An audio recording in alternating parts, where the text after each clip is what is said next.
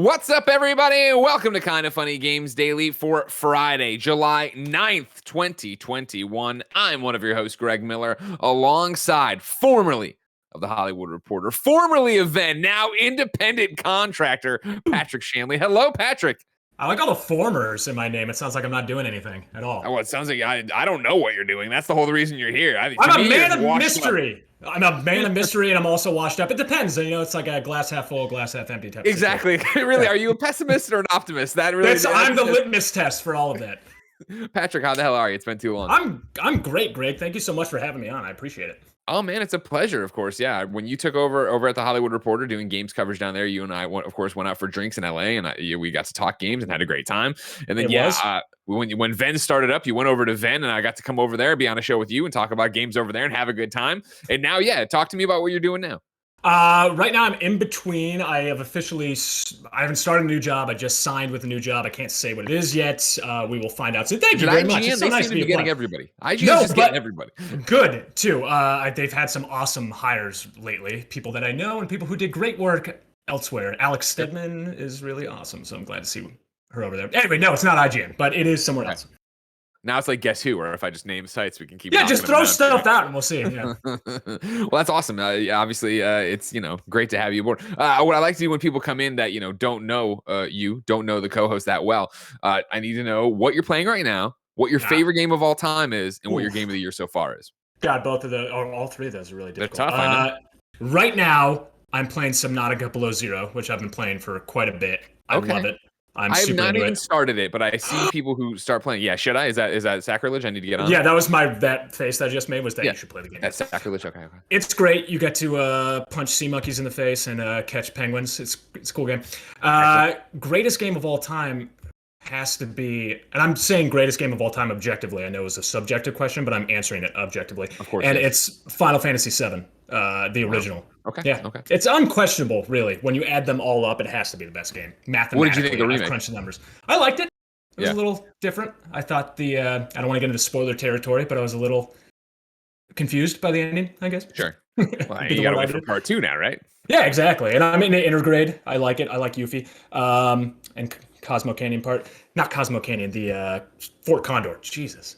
It's my favorite game. Fake fan. I'm already Look at this. No, it's the greatest thing. You're just reading off some list over there. I don't know what I'm talking about. What was the last question that you asked me? And right now, what's game of the year 2021 for you? Oh, God. It has to be Ratchet and Clank, right? Okay. Excellent. Well, I asked you, is it?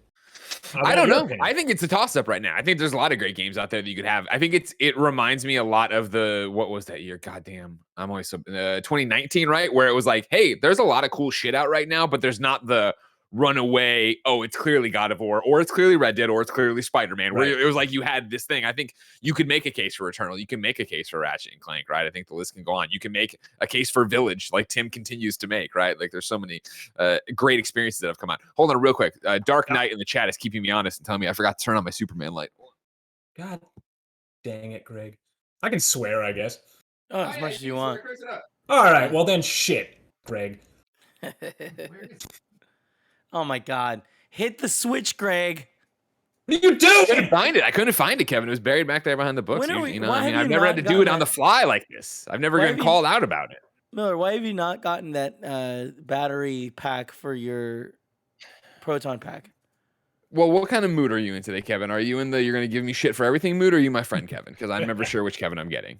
Oh my God, you're such a little baby. It's Kevin who's going to give me shit for everything. I've been too busy to take it off the wall, take off the back, see how, because you sent me a link to what was it? Invite me, I'll help you with it. Kevin, come over anytime you want and do this with me. It's which fine, means never come over. Right, Patrick? I feel like a kid whose parents are arguing with each other. You know, looks like it's that's right just before. Every guest. Yeah. I'm sorry. Anytime something's going on, I'll look into it this weekend, Kevin. All right, I swear I'll get on it. I'm gonna order it for you through the company card. But I don't remember if it's D or C batteries. That was the main stopping point. I'll order both. I'll order both. So the Mets, they're doing great. There's a ton of them too. You know what I mean? Like, Patrick, enough about my proton pack. I'm glad you like Ratchet and Clank. I'm glad there's a lot of things going on, but there's still so many other game news things to talk about, like Death Stranding director's cuts details, Sifu's getting delayed and why it's getting delayed, and of course, everything else from PlayStation State of Play. We're going to talk about all this and more because this is Kind of Funny Games Daily. Each and every weekday on a variety of platforms, we run you through the nerdy video game news you need to know about. If you like that, be part of the show at patreon.com/kindoffunnygames. Of course, over on patreon.com/kindoffunnygames, you can write in with your questions, comments, concerns, squad up requests, and everything under the daily video game sun. Of course, on patreon.com/kindoffunnygames, you get each and every episode of the show ad-free. You get it with the exclusive post show. And of course, you get a bevy of bonuses for things like the Kind of Funny Games cast. And guess what? Next week, you can watch us record it live on Tuesday, as always, but this time with a special guest, Phil Spencer from Xbox, coming in to shoot the shit with us over there. Of course, if you have no bucks to toss our way on patreon.com/kindoffunnygames, no big deal. You could watch us record the show live on twitch.tv/kindoffunnygames, just like Snuggles is, Omega Zeus is, I always get that one wrong, Omega Jesus, but he said when you look, it doesn't matter. Yosemite Blam, if you're watching live, remember, of course, you have a special job. Go to kindoffunny.com/you're wrong. Tell us what we screw up as we screw it up so we can set the record straight for everybody watching later on youtube.com/kindoffunnygames, roosterteeth.com, and listening on podcast services around the globe each and every weekday. Housekeeping for you. We have announced when we are going to debut the new studio. When will we begin working out of the new studio? I will save the actual date for you to go watch the video. You can get it wherever you get your Kind of Funny content. It's on Twitter. It's on Instagram. It's on both YouTube channels. It's over there. Tim did a great job with it. Andy did a great job with it. It's a fun little short video hype to get yourself hyped for when we're going into it. I would roll the trailer now, but then we would get a DMCA claim and it would be a whole thing, Patrick. You know what I mean? They shut everything down. Your door will get kicked in. These musicians, if you use my song, you gotta pay me. Get out of here with that. We're not about that life. If that wasn't enough for you in housekeeping, remember, of course, Black Widow is out, which means MCU in Review is returning today. We are recording that episode. Kevin, I don't know if you know. I forgot to ask Tim. I assume that's going up as soon as possible. That's one of the ones we're going to record this afternoon on Friday and then hit the publish button, right? Yeah, I would imagine. You have to imagine. And if you that don't wasn't sleep on Black Widow. You got to get that out there. Yeah, what are we doing? What do we care about it? And if that wasn't enough, remember, of course, then next week, Loki finishes up. So we'll have one final Loki reacts. And then we're going to do Loki in review and take the whole series and put that into the MCU in review giant list. So lots of stuff's happening for you. Of course, I don't need to tell you all about this, especially our Patreon producer, Blackjack, who knows all about it because he supports us over on patreon.com/kindoffunnygames. Also supporting this episode of the show are ExpressVPN and Honey, but I'll tell you about them later. For now, let's begin the show with what is and forever will be the Roper Report. For some news, 4 items on this Friday. Baker's dozen. Now, I might be cheating, Patrick. I say 4 items on the Roper Report, right? But 2 of them are breaking out of the PlayStation State of Play. Obviously, State of Play was yesterday. So you got the main story of State of Play and everything that happened. But then I thought 2 were big enough that they needed to come out. Will you give me that leeway, Patrick? I will reluctantly. Thank you. I appreciate it. Against my better judgment, I will allow it, yes. You are a just God and you're fair, and I appreciate that. That's all I wanted to hear. We will start over at the PlayStation blog where Jay Boor from Kojima Productions writes about Death Stranding's director's cut and some actual details. Of course, yesterday at State of Play, we saw more on it. We got a release date, but let's let Jay take the stage. Death Stranding's director cut is packed with a ton of new content and enhanced gameplay features. We are introducing more weapons. Let me try this all again. I'm gonna have some water. Kevin, ask Patrick about his colors. So what's going on with your colors? I'm seeing a lot of browns, tans, creams. That's pretty rad. Yeah, for the desert, I got that from Reno. I like to just keep that sand motif going in my house. But you want to keep you want to continuous. In there. Wow, you had the stand mixer. All of the but also the photo above you is blue. You have some blue hints. I like that blue on your hat. It's a beautiful composition. It really give credit to my wife, but respect of course your wife, to your family. Good job. This is what even the Rubik's Cube. I got the green and the blue. You're nailing it. You're nailing it. Chat, you seen that? You seen that, chat? All right, back to Jay Boor at the PlayStation blog now that I don't have coffee mouth. Death Stranding Director's Cut is packed with a ton of new content and enhanced gameplay features. We are introducing more weapons, equipment, and vehicles, a variety of new modes, missions, and areas to explore, expanded storylines, and enhancements to the UI. We will also be adding new online features, including friend play and leaderboards. More news on that coming soon. Then he talked a little bit more, so I'm jumping around. But for starters, the content that we're introducing to Death Stranding Director's Cut was all built and developed from the ground up, following the launch of the original Death Stranding. Everything from the firing range area to the additional missions to the all-new fragile circuit racing mode. The aim was to introduce new content that would further expand the world within Death Stranding while enhancing the core gameplay experience. The new content isn't simply bolted on either. It's been carefully woven into the core game experience and will be made available through discovery as you play. Most of the new content is fairly easy to find, though there are some bits and pieces that will take some time to find and unlock. Although I can't go into too much detail about the new missions and extended storyline at this point, what I can share is that a few hints have been added to the latest trailer we've released to give a few clues as to where you can as to what you can expect. We'll have more to share in the weeks to come. Though I can confirm now that all of the Half Life and Cyberpunk 2077 content introduced to the PC version of Death Stranding will also be available in Death Stranding Director's Cut. Well, I know, right? Look at that. All right. PlayStation 4 console save data will be transferable. We wanted to ensure that players, no matter where they are in their journey, could pick back up relatively in the same area as they left off when playing on PlayStation 4, while also enabling players who have already completed the game to be the ability to jump into the new areas where the new content and equipment can be discovered. PlayStation 5 features, this is written, but it's what you'd expect. Experience the environments with the DualSense wireless haptic feedback. Get closer to the world of Death Stranding with bespoke adaptive trigger resistance. Hear sound effects come to life in 3D audio. Requires compatible headphones. Get into the action quickly with the PlayStation 5's ultra-fast SSD and near-instant load times. Choose from two picture modes, performance mode with upscaled 4K and up to 60 frames per second, or fidelity mode in native 4K, both with ultra-wide and HDR support. Here's what a lot of people are asking. If you already own the PlayStation 4 version of Death Stranding, you can get the PS5 Death Stranding Director's Cut Digital Deluxe Edition upgrade for only $10 or 10 euros. Mr. Shanley, where do you want to start? First off, I guess let's start at the top. Did you play Death Stranding? Did you like Death Stranding? I did play it. I didn't dislike it. Is that too vague? I didn't think it was great, but I enjoyed it, I guess. It was a bit too much walking for me, frankly. Yeah. If the words walking simulator are going to be thrown around, this is a game where literally you simulate walking. Sure, this is hiking simulator, right? Is you have balance basically. coming down slippery slopes and things? Yeah, I don't know. I like the weirdness of it. I thought the performances were very good. I didn't get into it the way that other people get into it. I did not think it was the best Kojima game that I played. Let's put it there. Sure, and I don't see many people beating their chest for that. I remember I enjoyed Death Stranding. I had a lot of fun with Death Stranding.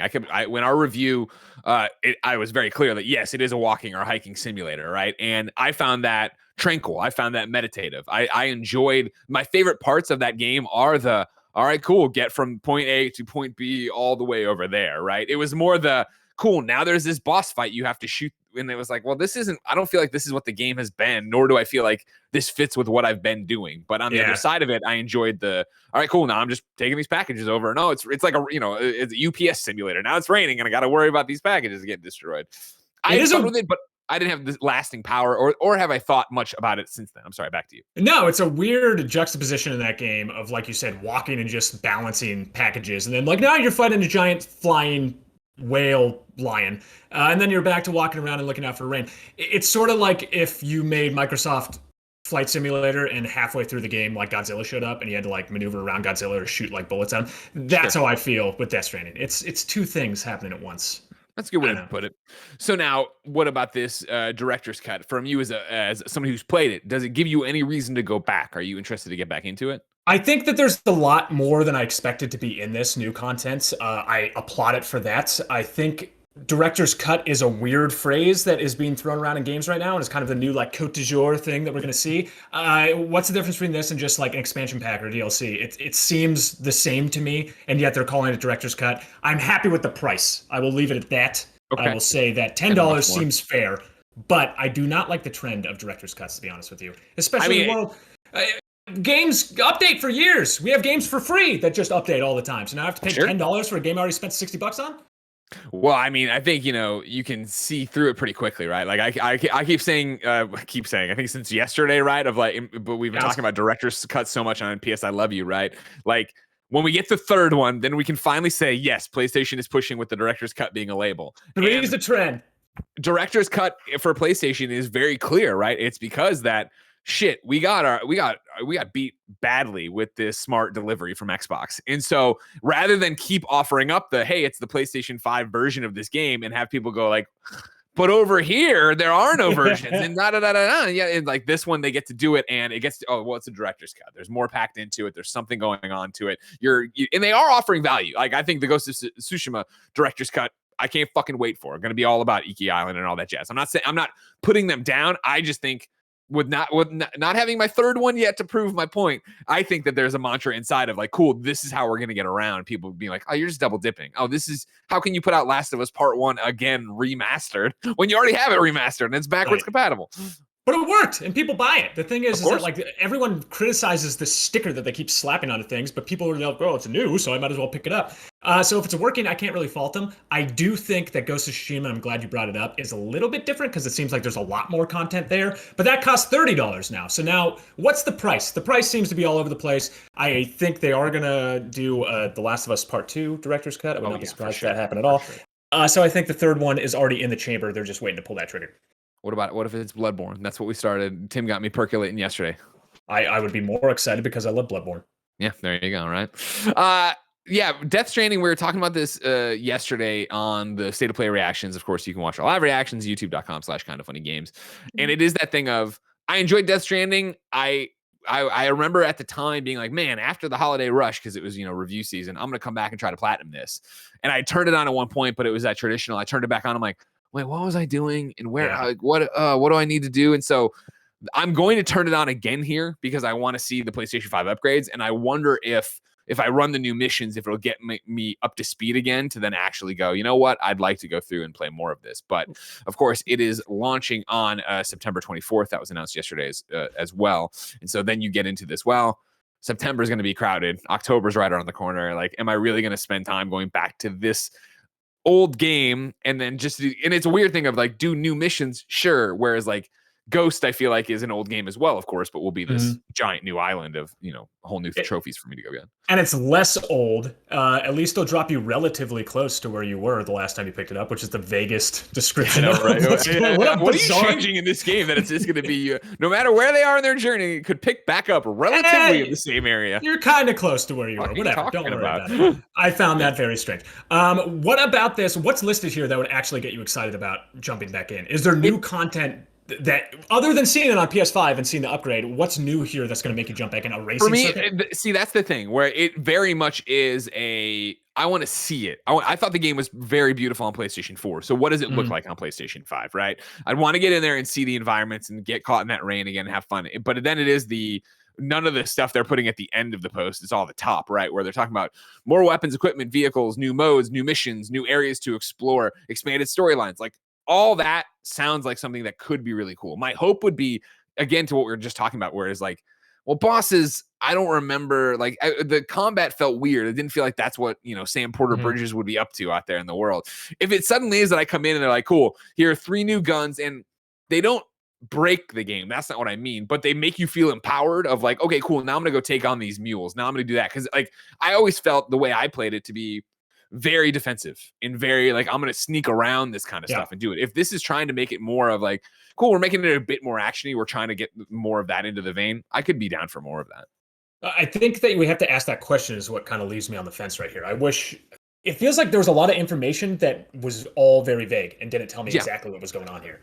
And it's such a difference from, I feel like, what we got with Ghost, right? Where Ghost Director's Cut was so easy to spell out. Granted, they get to say, oh, it's a brand new island with new stories and new missions and new animals and stuff like that. And here they're talking about, more missions, more areas to explore. But as Jay goes on, you can still see, Kojima's influence, right? Of just like, hey, like, we don't want to tell you what's going on in this thing. Hey, the trailer has Easter eggs for what you could go find in the game. And like, that's exciting. That's cool. Go deliver some more packages for Jeff Keighley. I'm about it. Yeah. I remember the Half Life and Cyberpunk stuff. Let's see what that's all about. Yeah. It'll be something I turn on, I transfer my save for, but I will be interested myself to see if it grabs me. I just do think it's funny that this costs 1/3 the price of the Ghost of Tsushima one, and yet I feel way more secure spending $30 on a Ghost of Tsushima upgrade than I do on this director's cut, because I know what I'm getting, at least to some degree. Here, I feel like it's a roll of the dice. It's only $10, whatever. If you have it, good for you. God bless you. They do sound like they're going to talk more about it, right? So it is that thing of the marketing tease, right? Their marketing schedule of how they want to actually talk about this. You figure you got a lot of time before you get over to September 24th so for them to talk about this. Whereas Ghost is like, we're in August. Here's everything you need to know. We'll talk about Legends in a little bit. Be excited.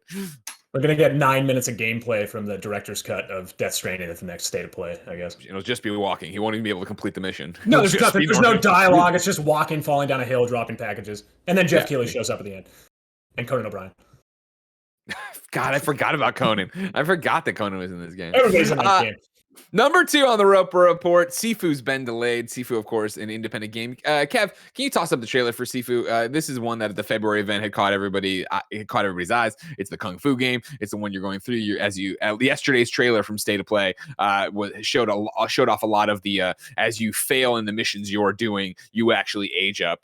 Everybody had been super stoked for this. It's been one of the bells of the ball in terms of people talking about PlayStation games, and it was announced to be coming out in 2021. However, yesterday at the end of their trailer, they had actually said it's coming at 2022 now, early 2022.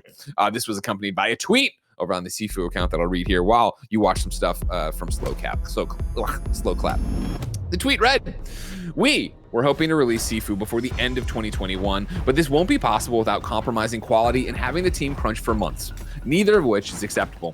Even if it's for the best, we're very sorry for the delay. Thank you for your patience. This is the one that, I saw a lot of people bummed out about, obviously being delayed, because the game looks awesome as you see it here, as you go through and just brawl around and throw people off buildings and throw them through things as you beat up people in this club. But obviously, following up on that tweet from Slow Clap, right? Take all the time you need and don't make people crunch, Patrick. Yeah, it's nice to see so many of these types of messages across the industry lately. And I feel they're received much better than they used to be. I think there's more of an understanding on both sides of this equation now that people are not, I need my game. I mean, there's still those people and there's always going to be those people. But generally, people are on the side of, we don't want you to crunch. We're ready for the game whenever the game is coming out. Plus, there's such a wide breadth of games right now. And I really want Sifu, so let me preface it with that. But I have enough to tide me over.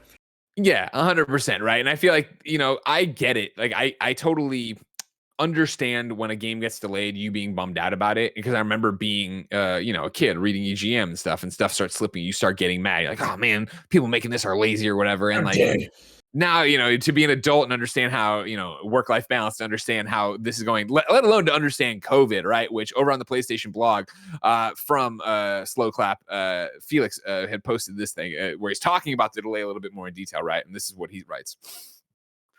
The COVID crisis and the subsequent lockdowns have been a huge challenge for everyone. And although we were lucky enough not to face the important revenue losses that many businesses have gone through, the situation did create some real challenges for us. Since March 2020, we have had to adapt to changing regulations, switching the whole team to remote working while we continued our development work. And we lost some velocity as a consequence. Remote working has its advantages, but losing daily informal interactions between team members can also be hard to manage. We still felt earlier this year that we could make our original plan launch date. But as the deadline grew closer, it became clear that we wouldn't be able to do so without putting the quality of the game at risk or creating huge pressure on the Slow Clap team. Neither of these options were acceptable to us. We're very sorry about this delay. As gamers ourselves, we know how frustrating this can be. And as an independent studio working multiple years on a single project, delaying a game can also create financial risks. So it's certainly not a decision that we took lightly. But at the end of the day, our top priority is to make the best possible game, a hugely entertaining and polished experience. And we'd rather ask our fans to wait a little longer than planned and release something we're not totally proud of. So of course, go get them. Yeah, totally fair. I think, look, with any game that has hype around it, that hype is going to sustain itself unless, we're talking 7 years down the line. But even then, it's fine to delay games. I think everyone is kind of on the page of we don't want people to kill themselves making these games. And I'm already excited about this game. What's a little bit more weight? And what we saw yesterday from this game looks amazing. So yeah. I'm totally fine with this. I was a little surprised that this game of all games would be delayed, just naively because it's an indie game and it doesn't seem to be as involved as some other games. But again, I think there's I talk about this all the time. But there's this mysticism around game design that I think a lot of people don't really understand what goes into it or how much work it takes to polish these things off. And so anything that can break down that divide between the developer and the game audience to really like understand what's going into this, I think is good for the industry as holistically. And I think that every time this happens and they're just upfront about what's going on, it pushes that card a little bit forward. 100%. I talk about this all the time, right? Is that modern game development is being open and it is sharing and it is oversharing, I think, in a lot of ways. Obviously not financials and how much you're paying people or whatever, stuff like that, like those kind of very closeted, let's keep the team together kind of thing.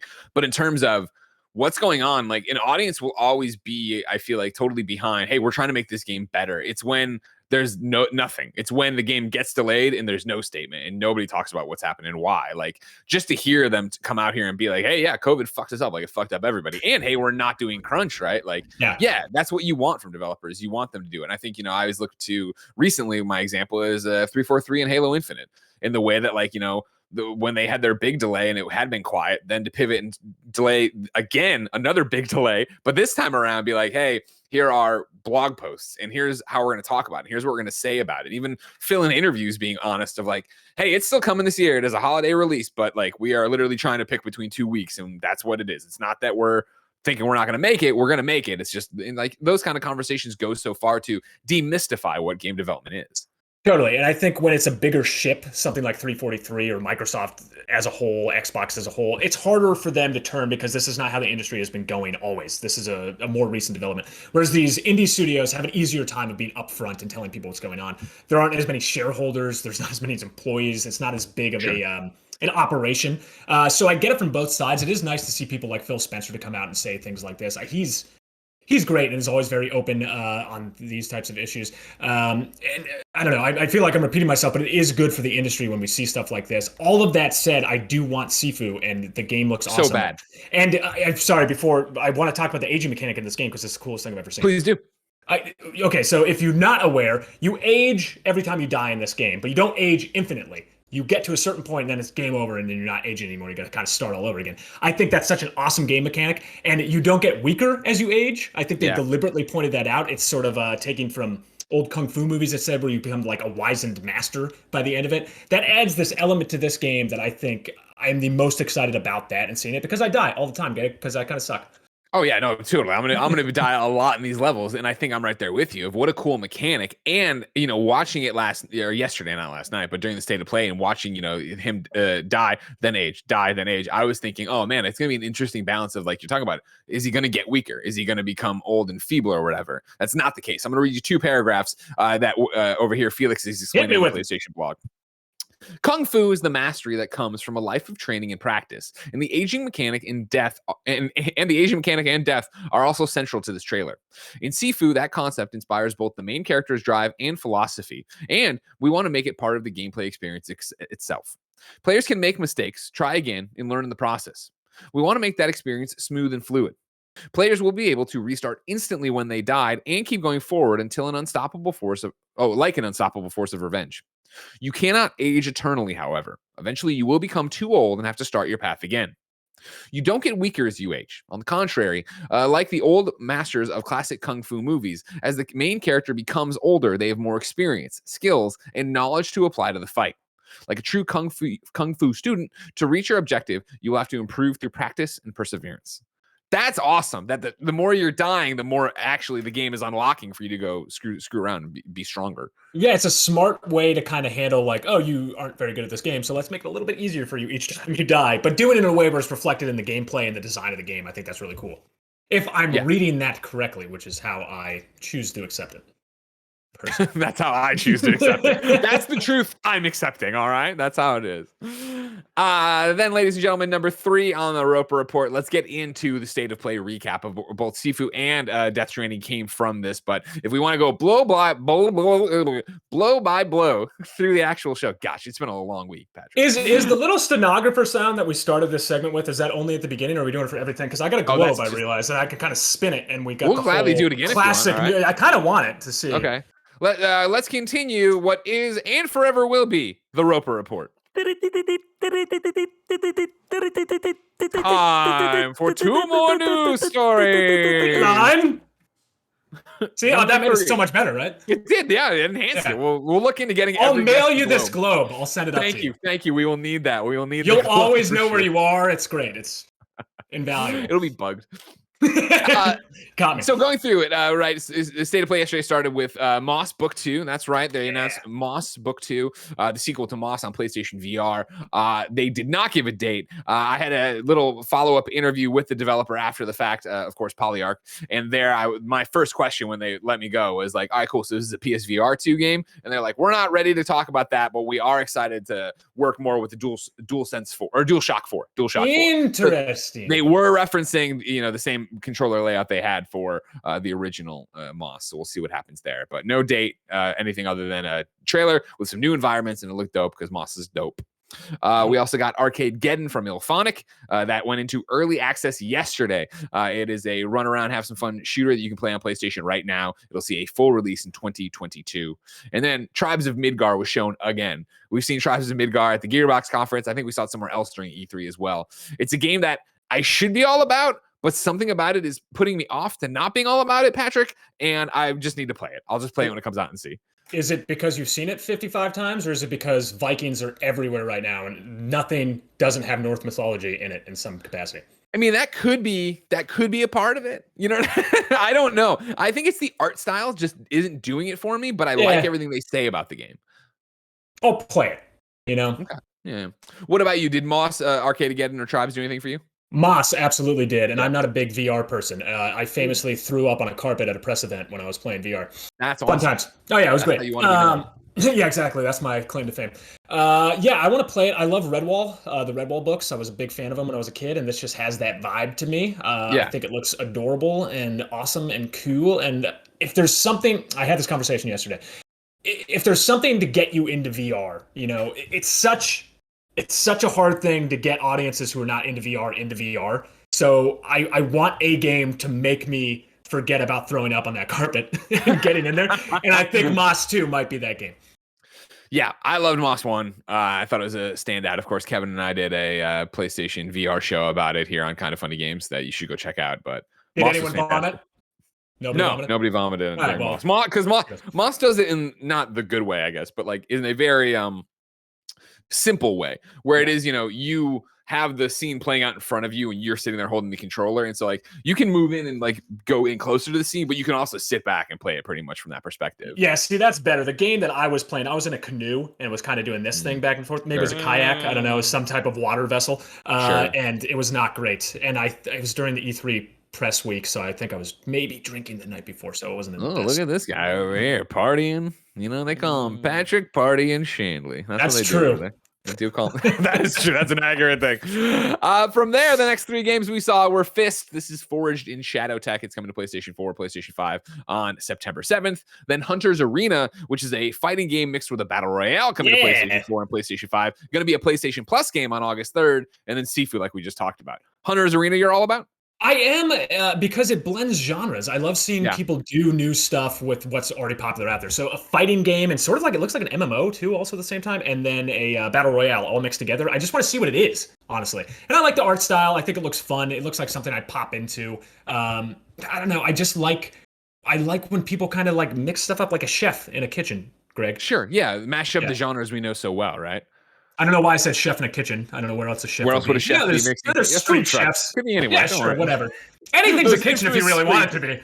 Oh, he's one of those alley chefs. He's just cooking in trash cans. I don't want to be around him. No, yeah, I think that's the thing for me where it doesn't speak to me, but I do like the idea that it is this battle royale fighting game. That sounds like something Blessing would be all about, and we'll be interested to see what happens there. Next 3 on the docket were Jet the Far Shore. We finally got to see this game in action. Of course, it was in a European magazine, Edge, I think recently, but we learned about May, the main character, there was a narration over it as the spaceship was flown all around. For me personally with it, right, it spoke to me because I love No Man's Sky, but every time I've tried to go back to No Man's Sky, the base building, resource management, all that stuff, I'm like, I don't want to do this. And they were very clear of it's not focused on combat or resource extraction. This is about a chill space game of exploring a planet and see what's up. They called it an exploratory adventure, 2021 on PS5 and PS4. Did this debut of footage do anything for you?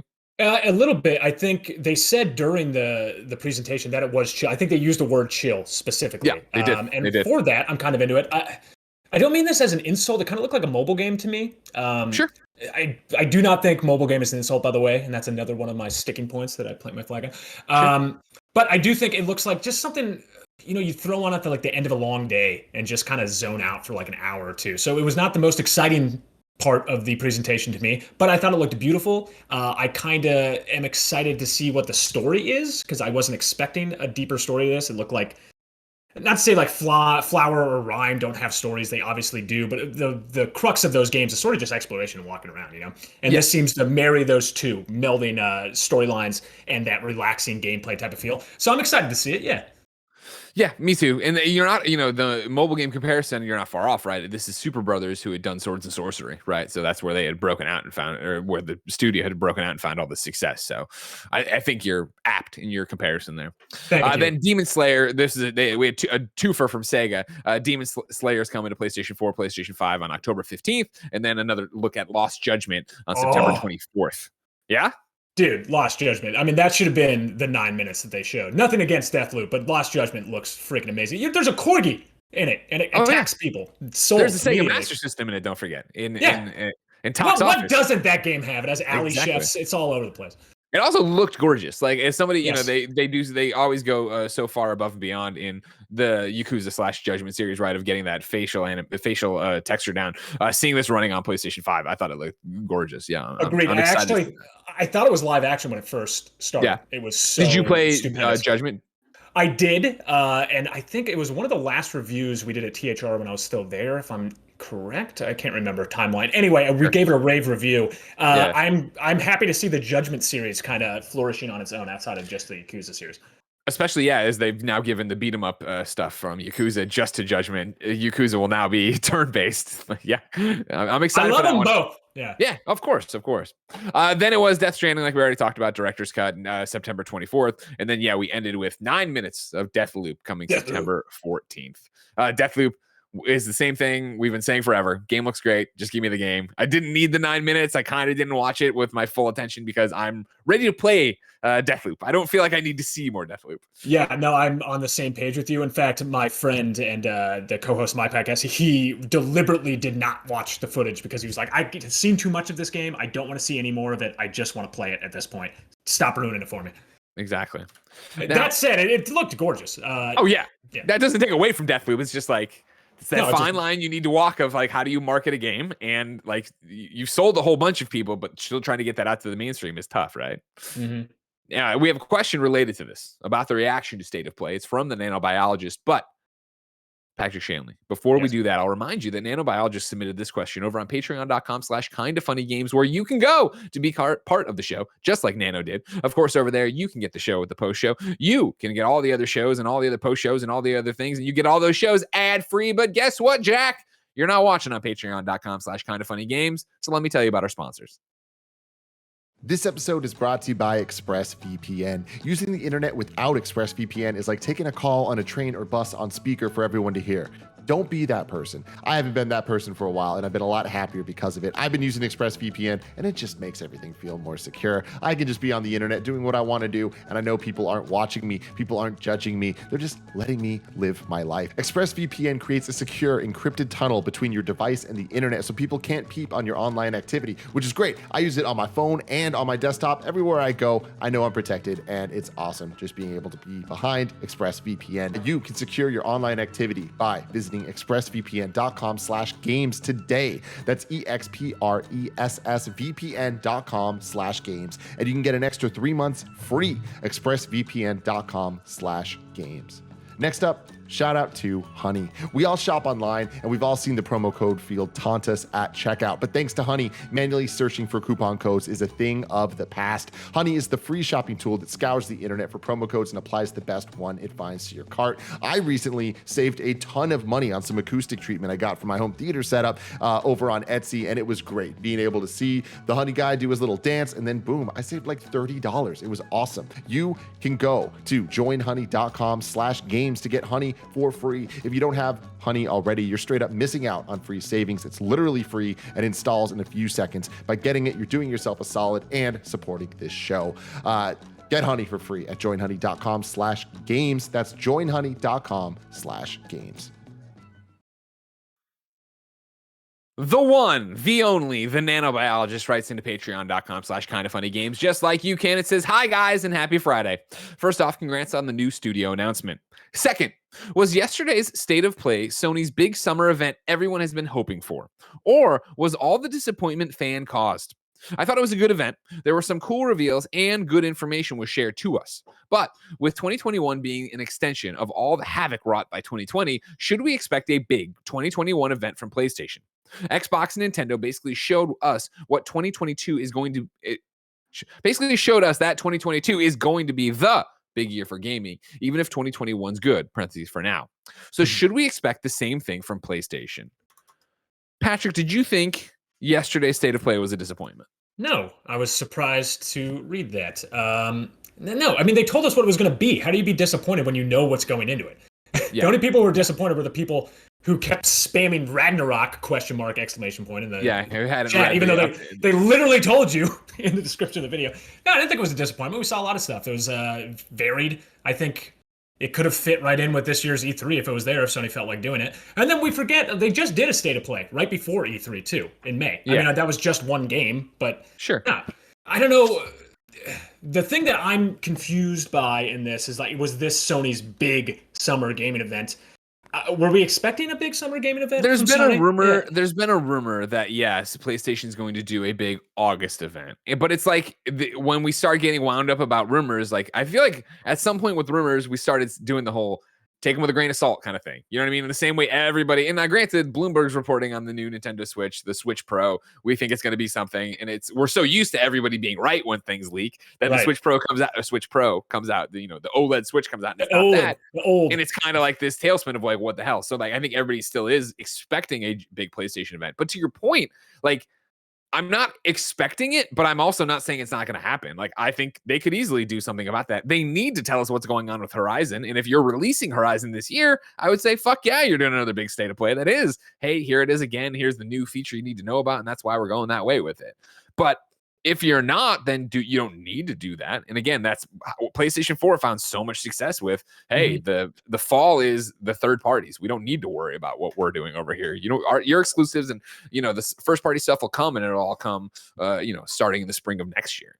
And so, like the State of Play thing yesterday, if you're bent out of shape and you're disappointed, if Zanano's thing of like, was the disappointment fan caused? Yes, PlayStation told you straight up what you were getting and what you weren't getting. And so, like, if they're going to do that, you can't then be mad about it. I do think, to Tim's point yesterday, that does suck the hype out of the event, but then hopefully it minimizes the disappointment. Yeah, I think they're in a bad situation there. I think you have to tell people this because people keep getting upset about weird things like this. You can be Nintendo and drop a surprise at the end of it, but you also leave yourself open to people just screaming at you if you don't have what they want to have in there. So I don't know. I see both ways. I would like if there was more surprises to events. Sure. However, I'm not fielding the barrage of craziness when the things don't go people want them to go. I don't trust anyone ever with any type of leak. I trust nothing and no one, Greg. And because of that, I'm never disappointed because I get what I get, and I'm all right. I'm lazy and laid back. I don't. You're just hanging out. Shit. I'm Matthew McConaughey about my game announcements. All right. Fans keep getting disappointed. I stay the same disappointment level. I'm always disappointed. I'm like Mark Ruffalo's Hulk. That's my secret. That's my secret. I'm always disappointed. Yeah. All right. Yeah, I think it's the same thing there. Should we expect the same thing from Nano Biologist, that Xbox and Nintendo were like, here's what the big thing for next year is? No, but I also think that's because PlayStation handles this so differently with State of Plays that they do almost quarterly. And I'm fibbing a bit there, but you understand what I'm saying. They do them regularly to an extent where they aren't in the business right now of here's our big conference and here's the big thing. And not to mention, you kind of know what next year is going to be. I still think next year will be Horizon. I don't think Horizon hits this year. I agree with you. I think they will be saying next year they're going to release God of War in next year. I don't think it'll make next year. Like, I think you're going to continue to see that domino effect, and then everything else the first party studios are working on, and they'll continue to do that, but they'll continue to do things like this that'll get you hyped for littler things, hopefully. What is, I mean, the main trend right now is that everything you think is going to come out when it comes out actually comes out just a little bit later. And if Horizon was coming out this year, we'd probably already have a release date. That's my opinion on it. And to what we were talking about earlier, I really appreciated Herman Hulst's interview after the Horizon thing, where he's like, listen, we're aiming for this year. We might not make it. Like, that goes a long way to be like, listen, we have the possibility of hitting this year, but we have the possibility of not. And I think that I love that openness. Again, that's what I think development in general should be, but it's one of the reasons Xbox is so successful right now in terms of getting fans behind them, getting industry goodwill behind them, is that Phil Spencer's a human being. Aaron Greenberg's a human being. They talk about games and they talk about things. So yeah, let Herman say, I don't know. We're trying. Like, that goes so far. I agree.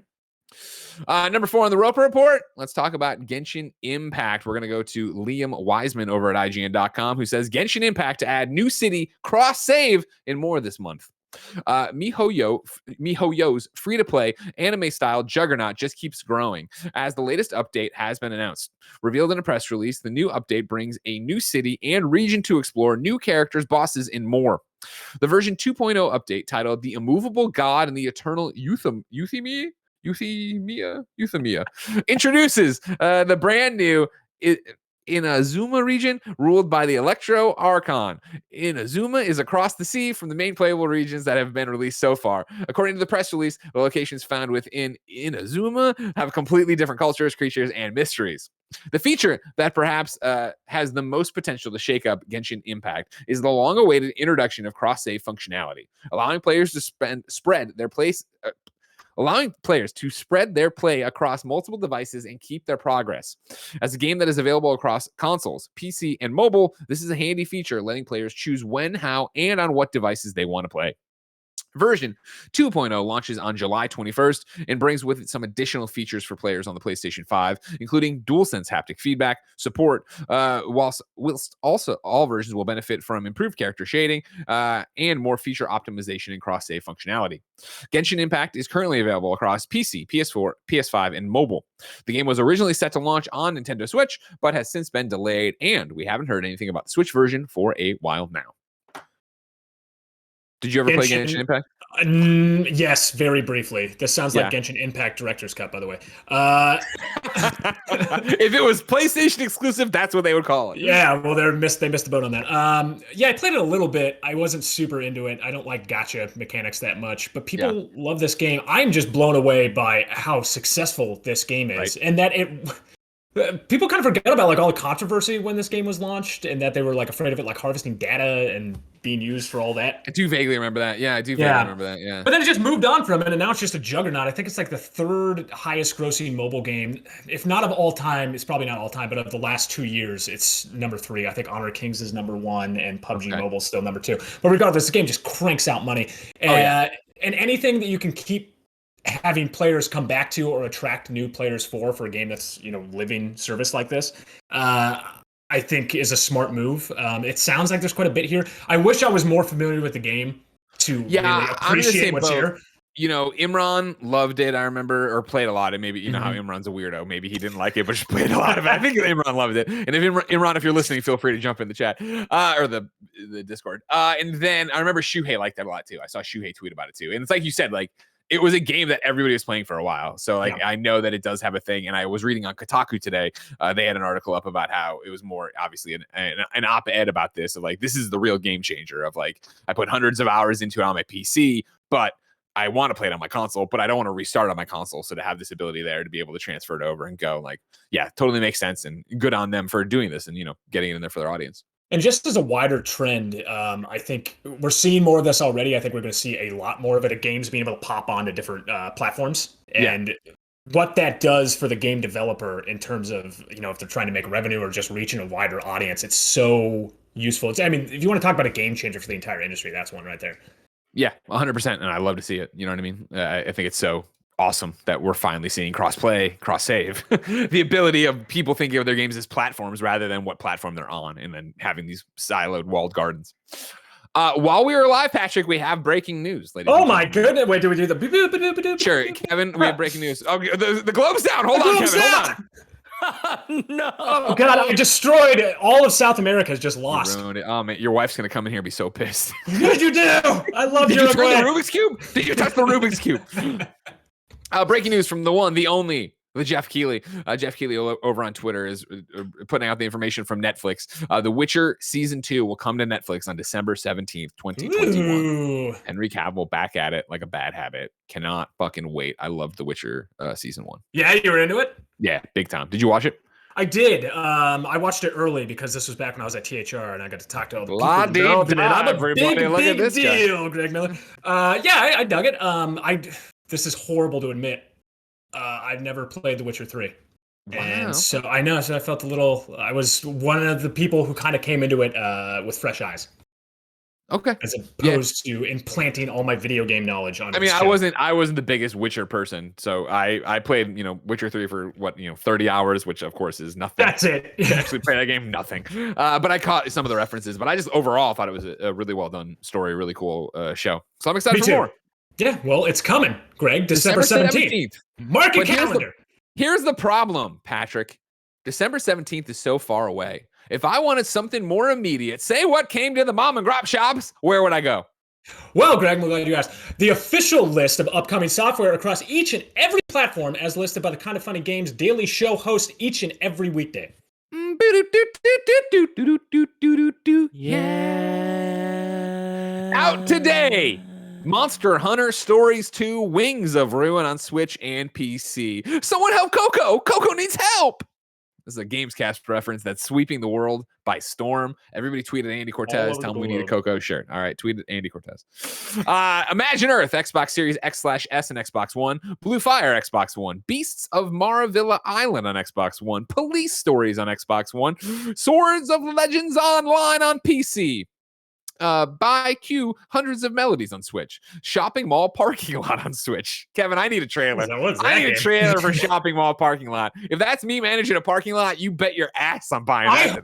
I hope it's getting the carts and putting them back to the corral when people just leave. What if it's all of that? It's like, like getting people, ticketing people, towing people, they're parked bad, stuff like that. That's what I want. I want to narc people out and give them little tickets. Of course, we need that God complex, you and me. Exactly. I get off on it. Shopping Mall Parking Lot. Kevin is looking for the trailer. Fantasy Cards on Switch. Connect Bricks on Switch. Black Skylands on PC. There's a new DeSalle map launching for Hunt Showdown on PC test servers today. What the Golf gets a big Switch update. Oh, but today, but it launched a week early by accident, which is awesome. 120 new levels. What? I just said oopsie. Oh, I thought Kevin said something. Sorry. Yeah, oopsie for sure. That was a funny press release of like, hey, things happen and this is out a week early. Here you go. Grindstone has released a new themed area and more in the free Lost Lair update. Gray Zone gets a major update today on Steam. And then GameSpot reports a new max raid event is underway in Pokemon Sword and Shield. What? This is it? It is parking. I get to park the cars. Oh, this is like weird. Lacking carts. Yeah, no carts. It's just driving the cars through like the points. I don't know about that. I don't know about that information whatsoever. Don't like that one. Missed opportunity. The good news is though, Patrick, you and I have just pitched a game that some indie dev out there right now can hit us up and give us 64% of the profits. I'm filing a copyright. Thank you very much. Yeah. We'll call it the real shopping mall parking lot. That's how we'll get this. Anyways, back to this Pokemon news. Pokemon associated with the Galar's Curry medals will appear more frequently in the Max Raid dens across both games, and you'll even receive some version-exclusive food items to help you complete your Curry decks. It's available until July 11th. Then new dates for you. Such Art Genius Artist Simulator enters early access on July 14th, and then Axis Games. You almost said Ass Kiss. I'll say Ass Kiss anytime. Axis Games announced today they will reveal a new slate of new titles, present new looks at previously announced titles, live stream gameplay, and special guests, all at the All Axis event taking place on their official Twitch channel, Axis Games, on Friday, August 6th, beginning at 9 a.m. Pacific time. Patrick. Yep. We ask people if they like the show to go to patreon.com/kindoffunnygames where they can be part of it. Of course, they can write out their questions, their comments, their concerns. Of course, they can get the show ad free. Of course, they can get out the exclusive post show you and I are about to do. However, they can also write into Squad Up. That's where they give me their name, username, platform of choice, and why they need help in a video game. I read it here. The best friends come and find you, and everybody plays games together. Today, Eli needs help on PlayStation. It can be PS4 or PS5. Eli's username is Shawdawgy. That's Shawdawgy. Shawdawgy, Kevin. Kevin, give me a Shawdawgy. I don't know what that means. Kevin, say Shawdawgy, but enjoy it. Shawdawgy. He's enjoying it. Nice. It's got a nice Give me a mouthfeel. Shawdawgy. That's it. Shawdawgy, everybody. I'm looking to assemble all the best friends still playing Marvel's Avengers on PlayStation. My Cap and Thor are level 140, so I'm down to do any and all of the endgame content, especially the new cosmic events. Thor is my main, and to be honest, I have a little bit too much fun role-playing as him, so expect to play as a Thor that truly believes he's the strongest Avenger. See y'all online, and also, where is Spider-Man? Shawdawgy, let's get through Black Panther. All right, let's let Crystal launch this giant expansion. We'll see where Spider-Man's at. But I agree. If you want to play some Avengers with Shawdawgy, and you can say his name over and over again on the mic. You have to, frankly. Hit up Shawdawgy over there. Shawdawgy on the PlayStation. We ask people watching live on twitch.tv/kindafunnygames, of course, to go to kindafunny.com/you're wrong and tell us what we screw up as we screw it up so we can set the record straight for everybody watching later on youtube.com/kindafunnygames, roosterteeth.com, and listening on podcast services around the globe. Dan H writes in and says, Halo Infinite only got delayed once. You are correct, Dan H. Sorry, I made it sound like 2 delays, but what I meant is, of course, when it got pushed from holiday, I think we were all thinking, first half of 2021, of course. And then they were like, no, holiday. But you are correct. I got that one. I screwed that up. I thought we were flawless, Greg. Dang it. Oh no, they're coming for you, buddy. I see one in here. They're going to you to the goddamn wall. Don't worry about it. This isn't a you're wrong, but Kebabs wants to get us back on No Man's Sky and writes in the expeditions mode of No Man's Sky smooths out a lot of the grind by giving big rewards for accomplishing tasks. It's super rewarding. You should give it a shot. Maybe I will, but I probably won't. I won't lie to you. Yeah, here you go. You're dead in the water right now, Shanley. Oh God. Forever Ender writes in and says, the dog shown in Lost Judgment is a Shiba Inu, not a Corgi. Oh my God, I'm a fool. Coward. He also then gets me. You called Fist forged in Shadow Tech, but it's actually forged in Shadow Torch. Either way, it's not a great name, but Fist is coming soon. What do you got here now? I can't believe I screwed up a dog fact. Of all the facts to get wrong. That's the one you got. That's one. That's what I always like. Shame. Nano Biologist has one here. New date from Rooster Teeth. The next Ruby game has been announced at RTX at Home. Ruby Arrowfell is a collaboration between WayForward, Arc System Works, and Rooster Teeth. It comes out on consoles and PCs in 2022. Well, there you go. Okay. And then just to put in here, ALWT Gaming says, again, not a you're wrong, but Patrick, you're a very entertaining co-host. Great job, man. You killed it today. That was nice. I appreciate it. Unlike that Shiba Inu guy who just blasted me. This guy can't even tell what dog. You know what I mean? Super annoying over there. What a stupid idiot. What a fucking moron. I agree though, Patrick. You were fantastic on this episode of Kind of Funny Games. Thank you very much. I know it's hard. You said you just signed an employment contract. Do you know when you'll be announcing it? Where can people keep up with you to see where you're going to go? I guess my Twitter account. What's my Twitter handle? It's put it at the top of the page. We'll link it in the description. 88. Yeah, there you go. Whatever. Find me. Yeah, P. It's Shanley me or 88 that playwright. Yeah. Yep, that's it. It's not that hard to confuse them. Yeah. Patrick, of course, you're sticking around for the post show. I appreciate that. Let me do some housekeeping, of course, for the end of the show. Of course, Kind of Funny Games Daily is taking the weekend off because we're only here on the workday weekdays. Next week, here's what your hosts look like. Monday, it's a big day. Janet Garcia is hosting with co-host Tim Geddes. I'm very excited to see that one. Tuesday, it'll be me and Gary, unless Gary, as usual, has some excuse to get out of it. Wednesday, it will be Blessing and Andy. Thursday, it will be me and Tim, but it will be at a special time. It will be at noon Pacific time, so that's 2 hours later than you normally get the show. And then Friday, it will be me and Blessing closing out your week once again for Kind of Funny Games Daily. Of course, the content does not stop on Kind of Funny ever, let alone today. If you're watching right now on twitch.tv/kindoffunnygames, Snow Bike Mike is taking Team Kind of Funny into a Kind of Funny community tournament for the one, the only Knockout City right after this on twitch.tv/kindoffunnygames. If you are listening later, watching later, and you want to catch that, you can check out our newest YouTube channel, youtube.com/kindafunnyplays. Get all of the archive streams over there, and you can have a good time and enjoy yourself. Remember, of course, there'll be a new Xcast tomorrow on all the different shows. Remember, next week, Phil Spencer's here, and there's a bunch of other shows. And then Black Widow's still happening this evening. I still got today. I got to watch Black Widow after this, and I got a whole bunch of stuff happening. So there's a lot going on. A lot going on, as always. There's no time to think. Just move forward. Be a shark, Kevin. Always be swimming. Always swim forward, Kevin. Are you swimming? No, swimming hard. What are you eating, Kevin? What are you eating right now, Kev? Egg bagel from New York, scrambled eggs, and a sausage. All the way from New York. Yeah. We had a kid come over. He brought a bunch of bagels. He brought arguably too many bagels. He's a godsend. I love him. You can never have too many bagels. That's Roger. Ladies and gentlemen, like we said, we have a post show to do on patreon.com/kindoffunnygames. But if you're not following us over there, or you've been watching somewhere else, until next time, it's been our pleasure to serve you.